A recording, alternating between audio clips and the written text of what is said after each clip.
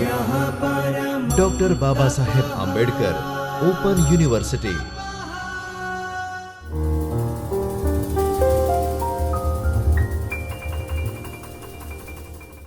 નમસ્કાર. Doctor Baba Saheb Ambedkar open યુનિવર્સિટીના video લેક્ચરમાં આપ સૌનું સ્વાગત છે. હું doctor Ishani Patel, assistant professor, સમાજ કાર્ય વિષય, school of humanities and social science. આજનું આ video lecture master of social work સત્ર 2ના વિદ્યાર્થીઓ માટે છે, જેમાં વિદ્યાર્થીઓને MSW 205 નંબરનું જે વિષયનું પેપર છે એમાં ક્ષેત્ર કાર્ય અને અહેવાલ લેખન છે. એટલે કે આ કોઈ સૈદ્ધાંતિક વિષય નથી, પરંતુ વિદ્યાર્થીઓ પ્રેક્ટિકલ આ વિષય અંતર્ગત કામગીરી કરતા હોય છે, જેમાં વિદ્યાર્થીઓને ક્ષેત્ર કાર્ય કરવાનું રહે છે. એ સંદર્ભે આજે આપણે વાત કરવાના છીએ. શહેરી સ્લમ વિસ્તારની અંદર જ્યારે વિદ્યાર્થીઓ ક્ષેત્ર કાર્ય માટે જાય છે ત્યારે ઉપયોગી સમાજ કાર્યની પદ્ધતિ, જ્ઞાન, કુશળતાઓ એ અંગેનો પરિચય. આ વિડિયો લેક્ચર આપણે 2 વિભાગમાં વિભાજિત કર્યું છે, ભાગ 1 અને ભાગ 2. ભાગ 1ની અંદર શહેરી વિસ્તારમાં જ્યારે વિદ્યાર્થી ક્ષેત્ર કાર્ય માટે જાય છે ત્યારે ખાસ કરીને સ્લમ વિસ્તાર છે એનો વિશેનો પ્રાથમિક પરિચય પ્રાપ્ત થાય એની વિગત આપણે સમજીશું. અને ભાગ 2માં સમાજ કાર્યનું જે સૈદ્ધાંતિક જ્ઞાન છે એ સ્લમ વિસ્તારમાં જ્યારે ક્ષેત્ર કાર્ય વિદ્યાર્થી કરે છે ત્યારે કેવી રીતે ઉપયોગી થશે એ સંદર્ભની વાત એમાં સમજી શકાશે. માસ્ટર ઓફ સોશિયલ વર્કમાં દરેક સત્રમાં વિદ્યાર્થીઓને ક્ષેત્ર કાર્ય કરવાનું રહે છે, જેમાં સત્ર 1ની અંદર વિદ્યાર્થીઓ ગ્રામીણ સમુદાયની અંદર ક્ષેત્ર કાર્ય કરે છે. સત્ર 2માં શહેરી સમુદાય જે છે તેમાં ક્ષેત્ર કાર્ય કરે છે. સત્ર 3માં સંસ્થાની અંદર વિદ્યાર્થીઓ ક્ષેત્ર કાર્ય કરે છે. અને સત્ર 4માં વિદ્યાર્થીઓ લઘુ શોધ નિબંધ તૈયાર કરે છે. સમાજ કાર્ય જે છે એનું શિક્ષણ છે એ સમાજ કાર્યના શિક્ષણમાં જેટલું મહત્વ સૈદ્ધાંતિક વિષયોનું છે એટલું જ મહત્વ ક્ષેત્ર કાર્યનું પણ છે. આ આખો જે વિષય છે સમાજ કાર્યનો એ આખો પ્રેક્ટિસ આધારિત વિષય છે. એટલે કે વિદ્યાર્થીઓ જે સૈદ્ધાંતિક સમજ પ્રાપ્ત કરે છે, પરંતુ જો એ પ્રેક્ટિસમાં નથી મૂકતા તો એ જે જ્ઞાન છે અધૂરું જ્ઞાન છે. એટલે કે આખો આ વિષય જે સમાજ કાર્યનો છે એ પ્રેક્ટિસ બેઝ વિદ્યાર્થીઓ શીખે તે ખૂબ મહત્વનું છે. ક્ષેત્ર કાર્ય જે વિદ્યાર્થીઓ કરે છે દરેક સત્રમાં, એનો મુખ્ય હેતુ શું છે?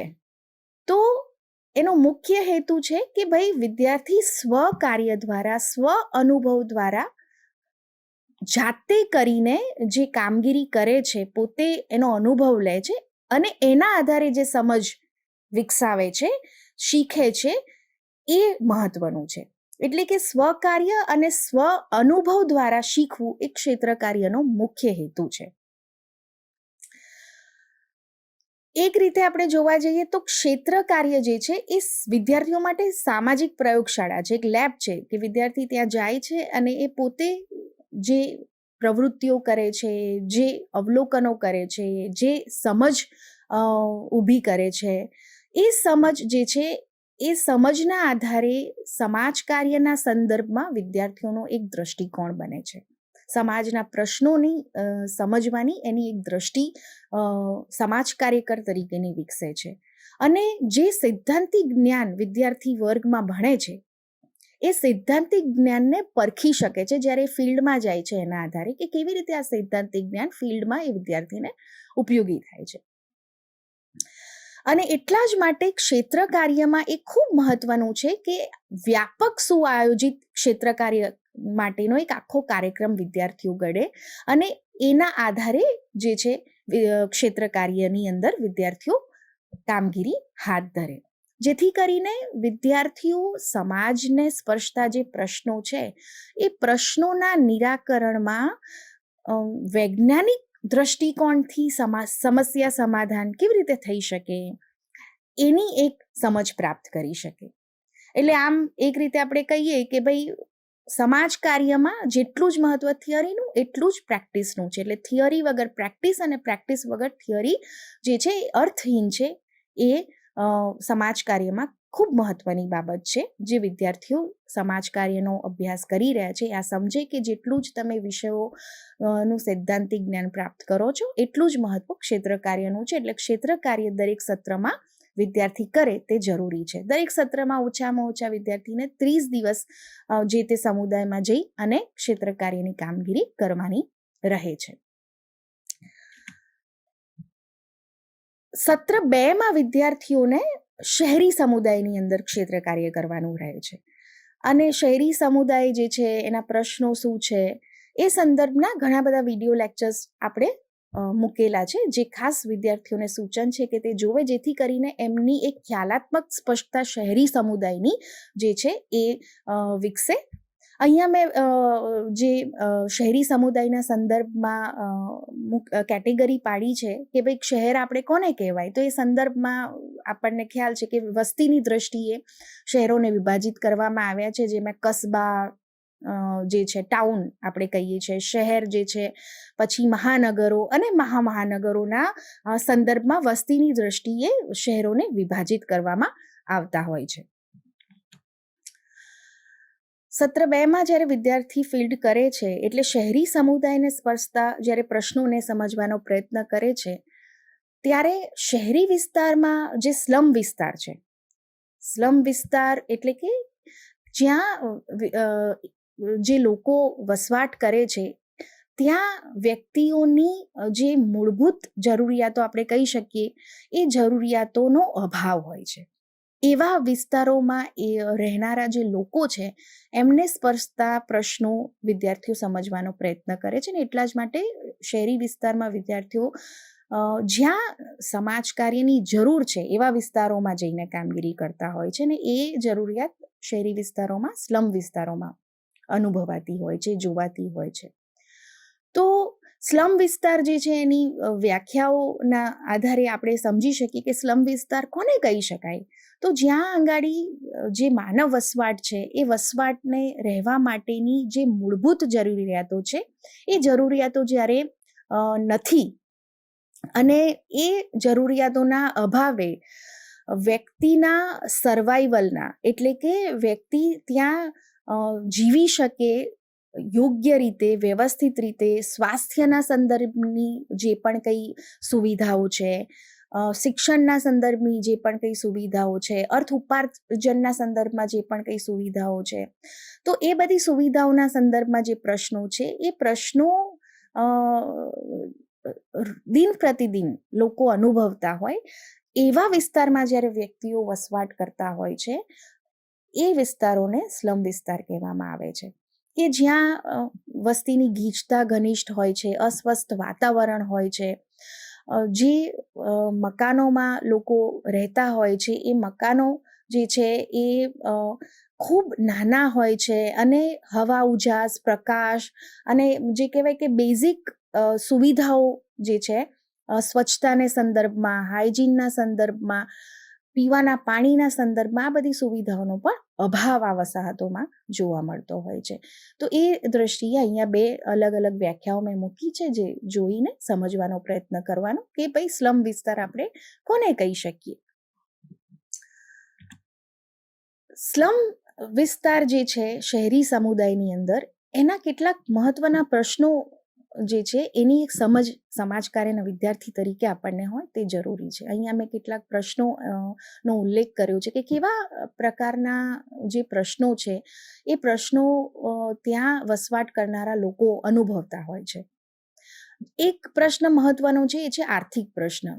કારણ કે જે શહેરી સમુદાયની અંદર સ્લમ્સમાં રહેનારા જે લોકો છે એ લોકો બેઝિકલી ગ્રામીણ વિસ્તારમાંથી સ્થળાંતર કરીને શહેરી વિસ્તારમાં આવતા હોય છે.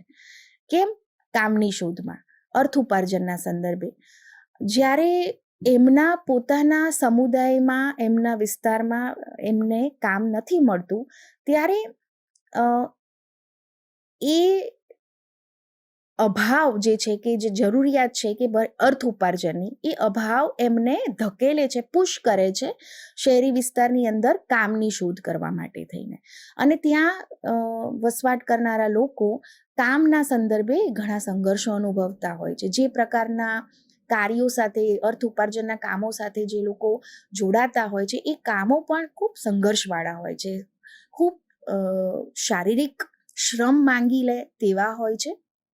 અને એના સામે જે વેતન એમને મળતું હોય છે, એ વેતન પણ એમને અસંતોષ થાય એ પ્રકારનું હોય છે, કારણ કે એમની જીવનની જરૂરિયાત જે છે એ પહોંચી વળી શકે એ પ્રકારનું વેતન એમને એટલું બધું શ્રમ કર્યા પછી પણ પ્રાપ્ત થતું નથી. એ પ્રકારની પરિસ્થિતિ જે છે એ અર્થ ઉપાર્જનના સંદર્ભમાં તે લોકો અનુભવતા હોય છે. આવાસ સંબંધિત પ્રશ્નો આપણને ત્યાં જોવા મળે, કારણ કે વસ્તીની ગીચતા એ વિસ્તારોમાં એટલી બધી હોય અને ખૂબ નાના મકાનો જે છે કે અને જર્જરિત હાલતમાં છે.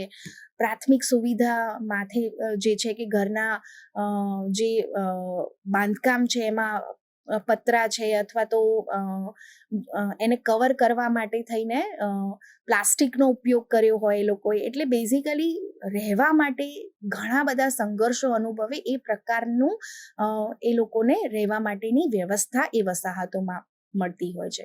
આરોગ્યના સંદર્ભમાં, સ્વચ્છતાના સંદર્ભના પ્રશ્નો, ખાસ કરીને આપણે કોવિડમાં આ જોયું છે બધાએ કે લોકડાઉનના સમયે ઘણા બધા લોકો જે સ્થળાંતરિત કામદારો જે શહેરી વિસ્તારમાં રહેતા હતા, એ લોકોને બહુ જ પ્રશ્નોનો સામનો કરવો પડ્યો. અને આરોગ્યના સંદર્ભ, કારણ કે કોરોના દરમિયાન એક સોશિયલ ડિસ્ટન્સિંગ ખૂબ મહત્વનો જે બાબત હતી ધ્યાનમાં રાખવાની, એ સંદર્ભમાં જ્યારે વસ્તી ગીચતા હોય, લોકો આટલા નજીક રહેતા હોય, એક જ ઓરડામાં ઘણા બધા કુટુંબના સભ્યો રહેતા હોય, ત્યારે એ સોશિયલ ડિસ્ટન્સ મેન્ટેન કરવું એ અઘરું છે. તો આવા બધા પ્રશ્નો તો એ વખતે ખૂબ અનુભવ્યા એ વિસ્તારમાં રહેનારા લોકોએ. અને એના કારણે આરોગ્યના ઘણા બધા પ્રશ્નો જે છે એ સંદર્ભે ફેસ કરતા હોય છે લોકો. એ સંદર્ભે સ્વચ્છતાના સંદર્ભે પણ જ્યારે પ્રશ્નો આપણને જોવા મળે, ત્યારે હેલ્થ રિલેટેડ ઘણી બધી બીમારીઓ જે છે એ બીમારીઓનો ભોગ ત્યાં વસનારા જે લોકો છે એ અનુભવતા હોય છે. શિક્ષણ ને બાળ કલ્યાણના સંદર્ભમાં ઘણા બધા પ્રશ્નો સ્લમ વિસ્તારમાં આપણે જોઈએ છે કે શિક્ષણથી વંચિત રહી જાય છે. નાની ઉંમરે બાળકો મજૂરી કરતા જોવા મળે છે.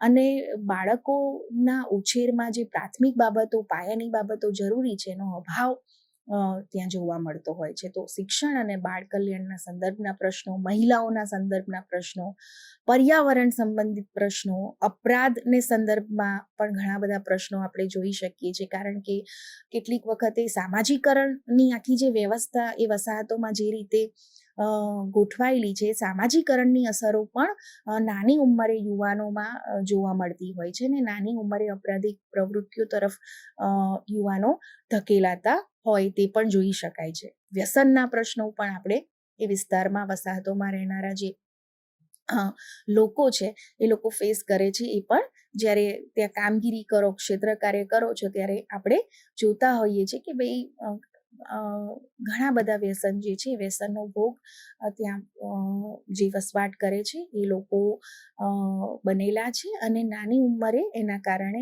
મૃત્યુ જે છે એ એમને એનો સામનો કરવો પડે છે. એના સંઘર્ષો એમને હોય છે કે વ્યસનમાંથી બહાર નીકળવું, એના માટે શું રસ્તાઓ છે એની જાગૃતતા પણ નથી. વ્યસન ના કરવું જોઈએ એને અટકાવવા માટેના પણ જે પગલાઓ છે એનો પણ અભાવ જોવા મળે છે. વ્યસનના કારણે કેવી આડઅસરો ઊભી થઈ શકે જીવનમાં. તો આવા ઘણા બધા સામાજિક પ્રશ્નો, વ્યસનના પ્રશ્નો, આ બધા પ્રશ્નો શહેરી સમુદાયમાં, સ્લમ વિસ્તારમાં જે વસવાટ કરનારા જે લોકો છે એ અનુભવતા હોય છે. એટલે આમ ભાગ 1ની અંદર આ વિડીયો લેક્ચરમાં આપણે સમજ્યા કે જ્યારે તમે વિદ્યાર્થી કાર્યકર્તા તરીકે શહેરી સ્લમ વિસ્તારમાં કામ કરો છો, તો શહેરી સ્લમ વિસ્તાર જે છે એની એક સમજ, એની ખ્યાલાત્મક સ્પષ્ટતા આપણા મનમાં હોય તે જરૂરી છે. વિસ્તારમાં વસવાટ કરનારા લોકોનું જીવન કેવી રીતે સંઘર્ષમય છે એનો એક ખ્યાલ આપણને હોય એ જરૂરી છે. આશા રાખું છું કે આ વિડીયો લેક્ચર આ સંદર્ભે તમને ખ્યાલાત્મક સ્પષ્ટતા પૂરી પાડવામાં મદદરૂપ થયું હશે.